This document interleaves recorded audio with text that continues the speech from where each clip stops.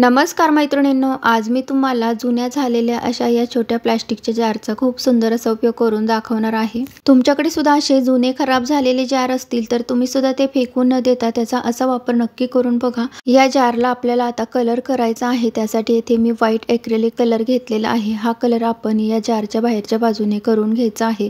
अशा प्रकारे जारच्या बाहेरच्या बाजूला हा व्हाईट कलर मी करून घेतलेला आहे। कलर आता आपल्याला सुकवून द्यायचा आहे आणि नंतर याच्यावरती दुसरा कलर करून घ्यायचा आहे। आता इथे मी ब्लू कलर घेतलेला आहे। ब्लू कलर आपण आता बोटाच्या साहाय्याने करून घेणार आहोत। जारचा जो खालचा भाग आहे त्याला आपण या पद्धतीने हा ब्लू कलर बोटाच्या साहाय्याने करून घ्यायचा आहे।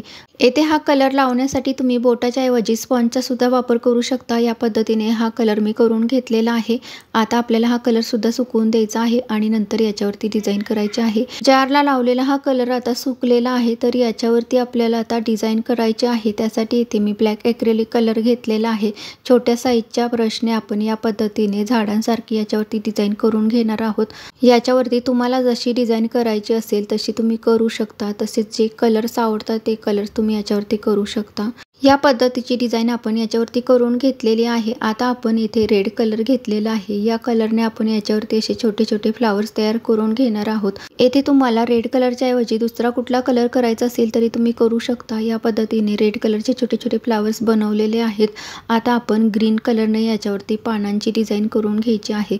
अशा पद्धतीचे छोटे छोटे पानं आपण छोट्या साईजच्या ब्रशने तयार करून घ्यायचे आहेत। तुम्हाला जर असेच काही टाकाऊपासून टिकाऊ वस्तूंचे व्हिडिओज बघायचे असतील तर चॅनेलवरती मी अपलोड केलेले आहेत, ते सुद्धा तुम्ही बघू शकता। पानांची डिझाईन करून झालेली आहे। आता जारच्या वरच्या बाजूला आपण ग्रीन कलर करून घ्यायचा आहे। या पद्धतीने हा ग्रीन कलर करून घेतलेला आहे। तसेच जारच्या खालच्या बाजूला रेड आणि ग्रीन कलरचे डॉट ही करून घेतलेले आहेत। अशी सुंदर डिझाईन आपण या जारवरती करून घेतलेली आहे। आता याचा उपयोग कशा पद्धतीने करायचा आहे तेही बघूया। त्यासाठी इथे मी आर्टिफिशियल प्लांटर घेतलेला आहे। याचा उपयोग मी फ्लावर वेस सारखा करणार आहे। तुम्ही याच्यामध्ये माती घालून किंवा पाणी घालून झाडही लावू शकता।